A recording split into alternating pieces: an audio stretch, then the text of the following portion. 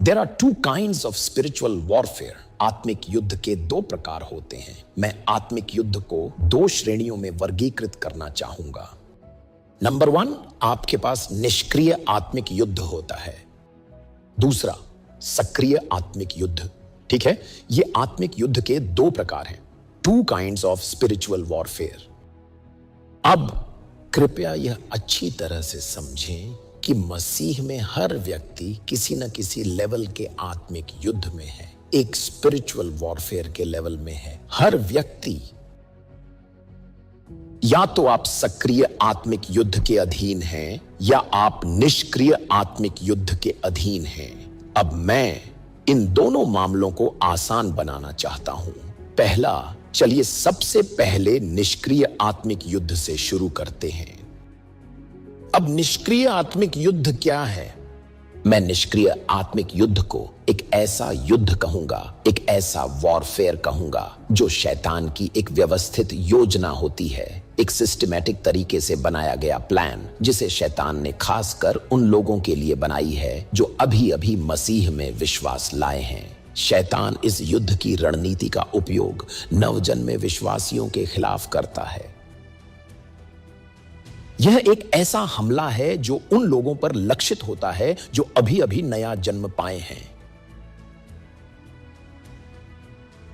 तो यह एक सामान्य कारक है, यह पूर्वानुमानित है। आपको यह बताने के लिए किसी भविष्यवक्ता की जरूरत नहीं है कि शैतान इसी तरह आएगा। एक बार जब आप नया जन्म लेते हैं तो कुछ सामान्य कारक होते हैं जिन्हें शैतान आपके खिलाफ लाने की कोशिश करेगा। उसे इसकी परवाह नहीं है, यह उसका व्यवस्थित तरीका है जिससे वह ऐसा करता है। वह आप तक पहुंचने के लिए वही तरीका अपनाता है। और फिर हमारे पास वह है जिसे हम सक्रिय आत्मिक युद्ध कहते हैं। यह युद्ध बिल्कुल निशाने पर किया जाता है, आमतौर पर उस विश्वास करने वाले को निशाना बनाता है जो आत्मिक रूप से परिपक्व हो चुका होता है। तो यह विशेष अटैक करने का प्लान किसी व्यक्ति के आत्मिक लेवल और क्षमता के अनुसार सावधानी पूर्वक बनाया जाता है। शैतान आपके स्पिरिचुअल लेवल के अनुसार आप पर हमला करने का प्लान बनाता है। आप शैतान के लिए कितना खतरनाक है उसके अनुसार अटैक करने का प्लान करता है। आप कितने शक्तिशाली हैं उसके अनुसार यह युद्ध करने का प्लान करता है। आपको यह समझना चाहिए कि जैसे ही आप आत्मिक रेल्म्स में अपना स्पिरिचुअल लेवल को बढ़ाना शुरू करते हैं और जैसे ही शैतान आपको पृथ्वी पर अपनी संस्थाओं के खिलाफ और अपनी चालाक योजनाओं के खिलाफ आपको एक खतरे के रूप में देखता है, वह आपको एक नेटवर्क की तरह अपने रडार पर ले लेता है और फिर वह लगातार आपके परिवार के मामलों में झांकता है। उन क्षेत्रों को देखता है जहां आप कमजोर हैं, वह देखता है। वह आपके जीवन के किसी ऐसे खास क्षेत्र को ढूंढने की कोशिश करेगा जिसके बारे में उसे पता है कि अगर वह उस क्षेत्र पर वार करता है तो आप जरूर रिएक्ट करेंगे, या वह किसी न किसी तरह आपसे किसी स्तर का ध्यान आकर्षित करने की कोशिश करेगा। तो जब सक्रिय आत्मिक युद्ध की बात आती है तो यह वास्तव में एक व्यक्तिगत रूप से तैयार किया गया बहुत ही विशिष्ट और लक्षित हमला होता है। यह अक्सर किसी व्यक्ति या संगठन के खिलाफ एक बेहद सटीक स्पिरिचुअल अटैक होता है। वास्तव में यह बहुत गंभीर होता है। यह केवल एक व्यक्ति तक सीमित नहीं है। देखिए, यह सक्रिय आत्मिक युद्ध केवल व्यक्तियों तक ही सीमित नहीं है। यह किसी संस्था के खिलाफ हो सकता है, किसी व्यक्ति पर हो सकता है। देखिए, ऐसा हमला, अटैक कई बार शैतान की तरफ से विरोध जताने का तरीका होता है। अगर आप सतर्क नहीं हैं तो आपको समझ नहीं आएगा कि यह हमला सोच समझकर किसी खास मकसद से किया गया है। अगर आप आत्मिक रूप से जागरूक नहीं हैं तो आप यह नहीं जान पाएंगे कि यह हमला उस व्यक्ति के खिलाफ एक खास उद्देश्य के लिए बहुत सोच समझकर और प्लान बनाकर किया गया है। मैं आपको बताता हूं, इसका केवल एक ही उद्देश्य है, केवल एक ही उद्देश्य है, और एक ही कारण है कि शैतान हम पर हमले क्यों करता है। कल मैंने आपको शैतान के सबसे बड़े हथियारों के बारे में बताया था। आज मैं फिर दोहराना चाहूंगा कि शैतान के सबसे खतरनाक और प्रभावशाली हथियारों में से एक है ध्यान भटकाने का हथियार।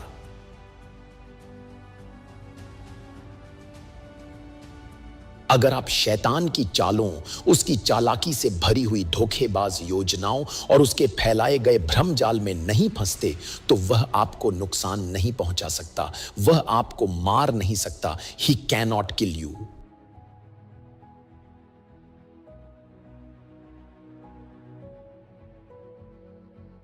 तो अगर वह आपका ध्यान थोड़ा आसानी से भटका सकता है तो वह आपको नष्ट करने की स्थिति में आ जाएगा।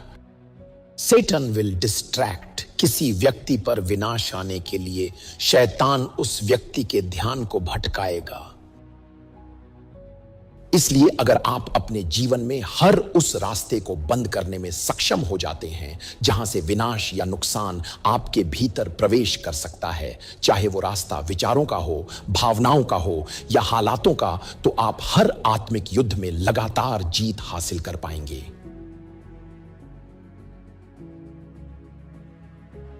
तो शैतान के पास नए जन्मे विश्वासियों के लिए अपनी अलग तरह की हमले की योजनाएं होती है और उसके पास पूरी तरह से परिपक्व विश्वासियों के लिए भी विशेष निश्चित हमले होते हैं। अब इसे लिख लें।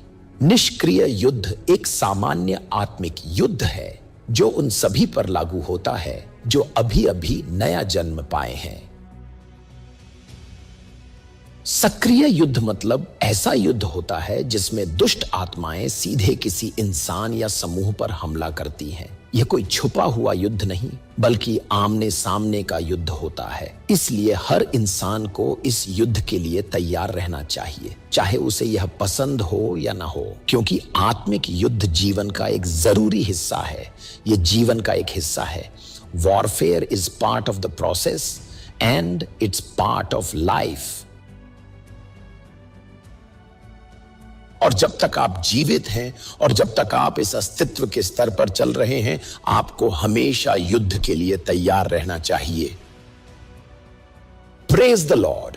And having the right mindset for warfare, युद्ध के लिए सही मानसिकता और सही सोच होना उन लगातार विजयों का कारण बनता है जो आपके विश्वास के लिए जरूरी है।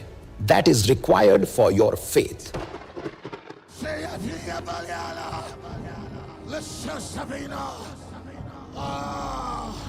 Alicia, Maybe Francesca, Elia, Jave Parato Shesia,